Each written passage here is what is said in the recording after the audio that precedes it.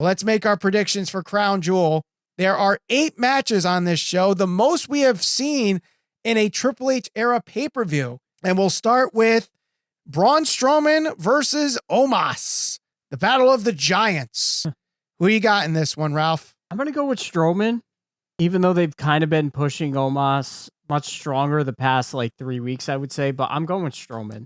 It would be kind of stupid to sign him back and kind of push him the way they did when he came back, only to have him lose to Omos. Yeah. I think Omos is more of a Vince's project than it is a Triple H project. I think that is Braun Strowman winning over Omos.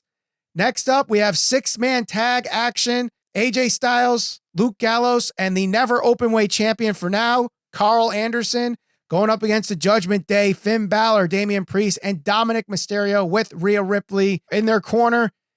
The OC don't have an answer for the Rhea problem, but do they have someone that comes to Saudi Arabia to answer the problem and help them to victory? This is another tough one because, again, we just talked about re-signing people, and obviously we have Gallows and Anderson, what we'd imagine back under WWE banner, at least for a short period of time. Who knows how long? Judgment Day can't really afford a loss, I don't think. Maybe Edge makes an appearance. We don't know. I'm going with Judgment Day in this match. I think I'm going to go with the OC. I don't know who's going to be the one that answers the Rhea problem that comes in to neutralize her, but is it Beth? Maybe it's Beth. Perhaps it's Charlotte. Lita? Does Charlotte come back for that? Who knows? Could be. It'd be interesting to see, but I think someone comes to the aid of the OC and gives them the victory. It wouldn't be a terrible loss for the Judgment Day because they've done a lot of winning this past month. Maybe this leads to some sort of War Games match. One of the 2 War Games matches. I don't know. But next up, I never thought I'd make this prediction so early in our prediction list, but it's Brock Lesnar versus Bobby Lashley. No title involved in this, just 2 big guys, former MMA fighters, duking it out to see who's the tougher SOB in the match. Bobby Lashley beat Brock Lesnar at the Royal Rumble, but that was obviously thanks to Paul Heyman and Roman Reigns. Do they make it? Brock Lesnar even it out and try to get a 3rd match out of these guys? Or does Bobby Lashley get a big victory over Brock Lesnar and go 2-0 over the Beast Incarnate? Well, this one's a tough one to predict. I am going to say this is one of the very rare times where I honestly wouldn't mind seeing a draw. I think they could do it very easily. The whole storyline between these two is just them going after each other, trying to kick the crap out of each other. So it could very easily culminate at a Royal Rumble or WrestleMania inside a Hell in a Cell, which we talked about for a blood feud and for a big feud. Makes sense to do it if it's a main event type thing. If it main events and they both crash through the ring and the ring gets destroyed, in true Lesnar fashion, and it's a draw, I would not be opposed to that. They could do... And that's what I'm going to hope for. They could do something where Bobby Lashley spares Lesnar through something.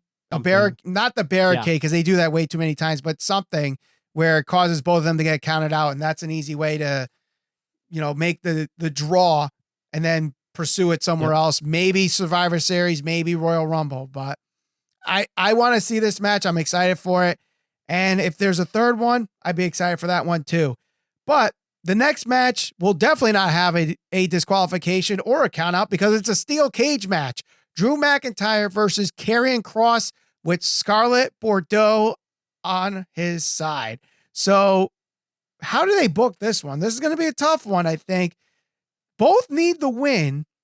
Both could be protected with the steel cage, obviously. But I think whoever wins this, I think is going to be in the driver's seat to potentially be the next number 1 contender against Roman Reigns or whoever wins that match later on. Well, I don't think Drew's going to challenge for the title again. They brought back Karrion Kross, kind of pushed him right to the top. I still think if they're going to try to solidify him winning over Drew, even if it's again or whatever you want to say in this, it's definitely needed.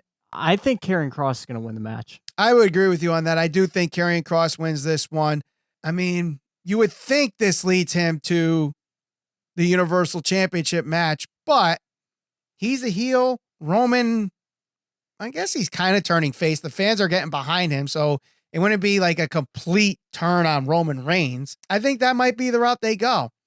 Next up, we have the Women's Tag Team Championship match, a rematch from Monday Night Raw. Alexa Bliss and Asuka, who beat Dakota Kai and Io Sky, get their rematch less than a week later. Wait a minute. I thought Vince left WWE. What the hell is this booking shit?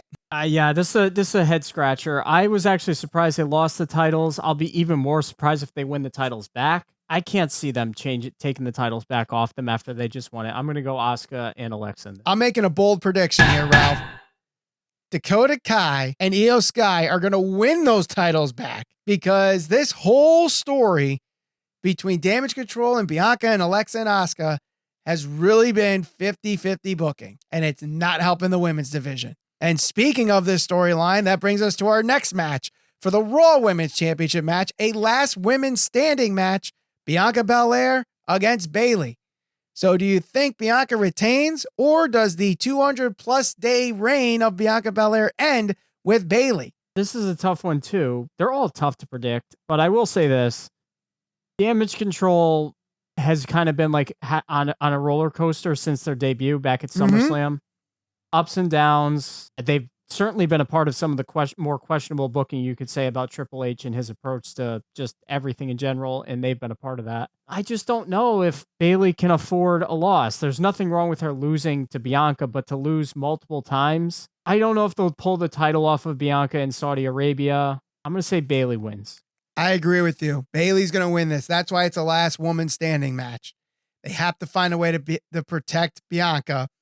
And this story is far from over because I think eventually we're going to see some of that Survivor Series with these 6 women. Maybe add Candice LeRae into the mix and Nikki Cross, and that's your women's War Games match. Maybe they do a 3-on-3 War Games instead of 4-on-4. Winner takes all War Games match. That could be another possibility too. But next up, we have the Undisputed Tag Team Championship match. The Usos looking to break the New Day's record as longest reigning tag team champions. If they win this match, they will, I think, clinch that spot because they won't have to defend it until at least after next week's SmackDown against the Brawling Brutes, Ridge Holland, and the artist formerly known as Pete Dunne, now known as Butch. The Usos aren't losing. You don't think so?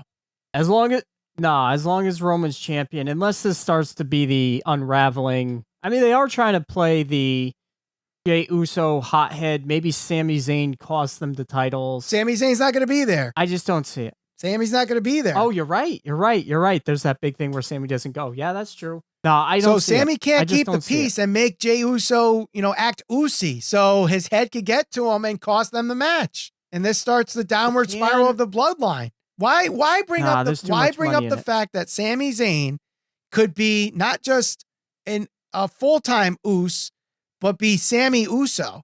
It could be foreshadowing. If the Usos lose this match, Sami Zayn is now a full-time Us. I don't see it. You don't see it. I just don't see them taking the titles off the Usos. I like the Brawling Brutes. I think they're great. Sheamus has taken time off. I mean, he just got married and stuff, so I don't think he'll be back anytime soon. Not that he has to be there, but yeah, I don't think so. All right, but we go to the main event. Roman Reigns versus Logan Paul for the undisputed WWE Universal Championship. It's Rocky versus Apollo, Ralph. All it's going to take is one lucky punch, and Logan Paul wins this thing.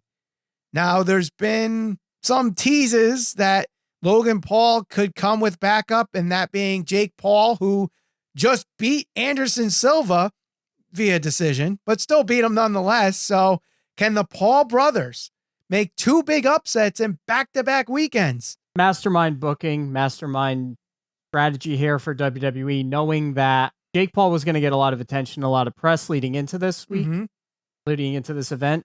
And I would imagine Logan Paul will get a lot of attention, even subtly by association, just by saying Jake Paul, whose brother Logan Paul will be competing, or Logan Paul, whose brother Jake just defeated such and such. So smart marketing there, because anytime you look up Logan Paul, you're going to get Jake Paul, Logan Paul, same thing. So that's probably part of the reason why they booked this. They were like, hey, these are coincidentally very close to each other, and that's my assumption.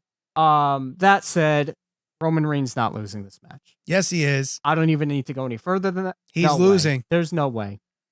Yes, he is. Via disqualification. You scared me for a sec. I was going to say, there's just no way. There's no, I mean, no logical sense, no booking sense, no way you'd waste it on. You don't, but you don't want. Will the match be good? Yes. Yes, I think the match is going to be a lot better than people are expecting. And I think the story told is going to play out very well with this match. The fact that all it's going to take is one lucky punch. Like, I really expect this to be Roman's is just going to be one-sided for a good 8 to 10 minutes and just beating the crap out of Logan Paul. But Logan Paul keeps getting up and keeps getting up and keeps getting up. It's literally going to be Rocky. It's Rocky against Apollo. That is the story that's going to happen in this match. And what happened in Rocky 2? He got one lucky punch. Yes, they both fell to the ground, but Rocky was the one that got up and won the match. Does he punch him outside the ring? And get counted out? It's possible they do that. It's possible Jey Uso, gets involved and accidentally gets Roman disqualified. Does Roman do the same thing he did with Seth Rollins when he knew he couldn't beat him because Seth Rollins would not give up? So he just got himself disqualified. They could definitely do that too. Maybe do what was supposed to happen at WrestleMania 8, where it looked like the babyface was going to win. Then the run-in causes the disqualification. And then maybe Jake Paul comes in after that. And you have the closing moment of both brothers. Maybe that's the route they go. But I definitely think Logan Paul's winning that match. He's not going to win he's not going to be the champion, but he's going to win. And that's a bold prediction. And he'll have bragging rights. What's that? He'll have bragging rights. He'll have bragging rights. And you know what? You get a rematch out of it.